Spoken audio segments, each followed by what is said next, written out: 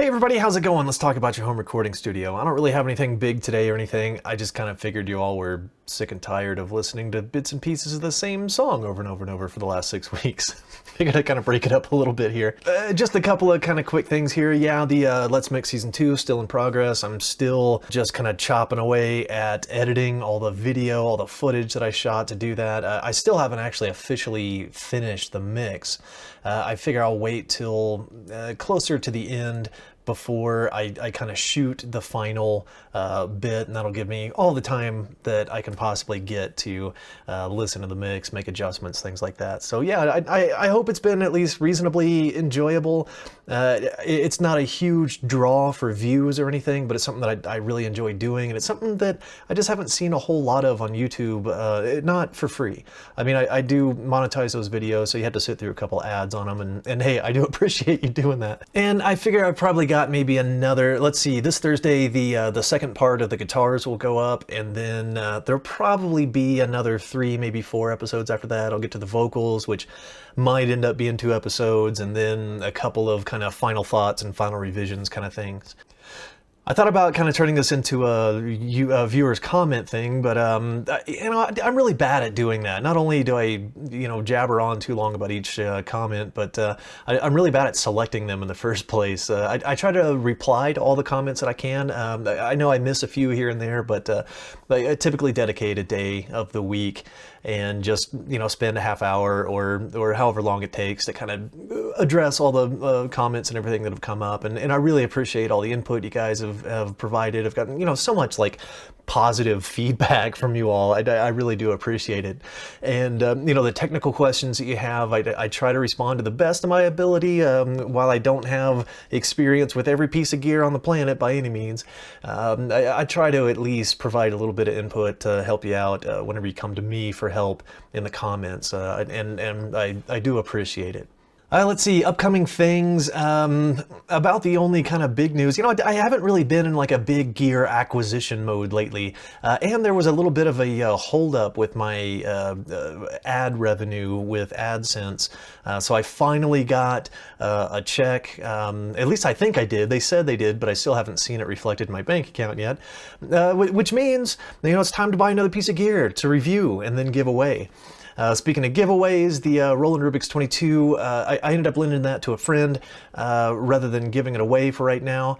Yeah, a friend out there, hey Joe, had his main interface go dead on him. He sent it to me, I took a look at it. There was just nothing inside that I could really do anything with. We kind of thought that like, oh hey, I've got some soldering experience, a little bit of electronics experience, and then I opened that thing up and it was like a freaking supercomputer inside, man. I'm way underqualified to touch anything inside of that box. I didn't recognize anything.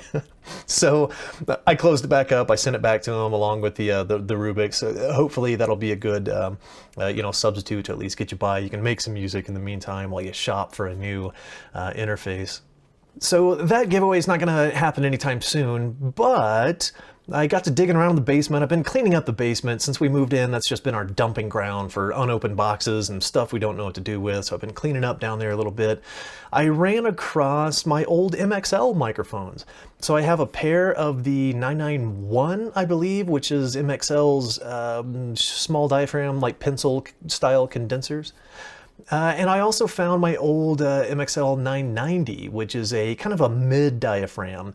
Not big enough to be a large diaphragm, not small enough to be a small diaphragm, so I don't know, I just call it a mid diaphragm, I guess. They're all kind of entry-level microphones, but I don't use them anymore because I've since replaced them with things that fit me a little better.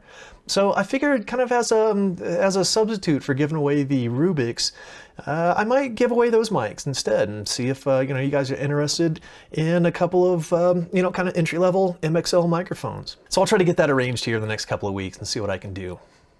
I really haven't looked much past this season 2 of Let's Mix. I was looking forward to it for so long, and it's been a huge amount of effort to get it edited and everything and get it posted for you all. So my vision is kind of cuts short right about there. I haven't really looked forward. So other than a giveaway, I'm not exactly sure. A couple of you all have made some suggestions about topics that you would like to see, and I'm so bad about actually following through with that. I think it was months ago, Greg had suggested about making a video about how to build a recording computer if you're going to build your own. And that's something that I would really love to do. For some reason, every time I think about it, I don't have time, and every time I have time, I don't think about it. It's just one of those things. I think JD had wanted something about the acoustic treatment in my room and like my kind of tracking setup for when I'm tracking. And I would really like to do a video about that. So I'll try to keep these things in mind. You know, I've got them written down, but apparently I'm not very good at actually consulting my notes when it comes time to deciding what to do for any given video. So I'll try to get those factored in. And hey, if you have any ideas, anything you'd like to see, anything specific, yeah, you know, leave it in the comments. And and in, you know, 8 to 12 months, I might actually do a video on it. I think one other thing I do need to do is yet another kind of follow-up on the ADA 8200, because those two videos that I've done on it, and you know, it's been over a year ago now that I've done those, but those are still generating a lot of questions and a lot of comments. And yeah, I agree that it is just complicated enough that it warrants more explanation. And I don't really feel like I've done a very good job, because, you know, I've gotten things wrong. I tried to make the follow-up video to kind of address some of the things I'd gotten wrong, but I'm still not exactly sure I got 100%. So maybe I need to do kind of a definitive video on the ADA 8200. I've got, you know, a few new pieces of gear laying around that I do need to review. I still never have done a review of the 2-note torpedo. Yeah, I can't quite see it from where you're at. But that one just took me a long time to get comfortable using. And I didn't want to do a review when I just wasn't comfortable, and then I tried, and all the technical challenges of how to actually pull it off. Seriously, I tried 3 times to do a review of that 2-note torpedo reload, and I failed all 3 times, and it just kind of ticked me off, and I just didn't, I didn't really follow through on it. I just got fed up and frustrated. So I need to try to pick that back up and try to find a way in the small space. The problem is you can't get too close to it with your guitar, because it literally feeds back. And to get both it and me in a frame, you know, now that I'm a little better at using multiple cameras, maybe I can find some way to pull it off. But I got a new MIDI controller a couple months ago, the Nectar, what is that, the Impact LX25. I really love that little thing, but I'm just not a keyboard player, and so I can't really illustrate its capabilities when all I can do is chopstick a couple things. And yeah, so I don't know. I'm not exactly sure how to pull off a review of something that I'm not very good at using.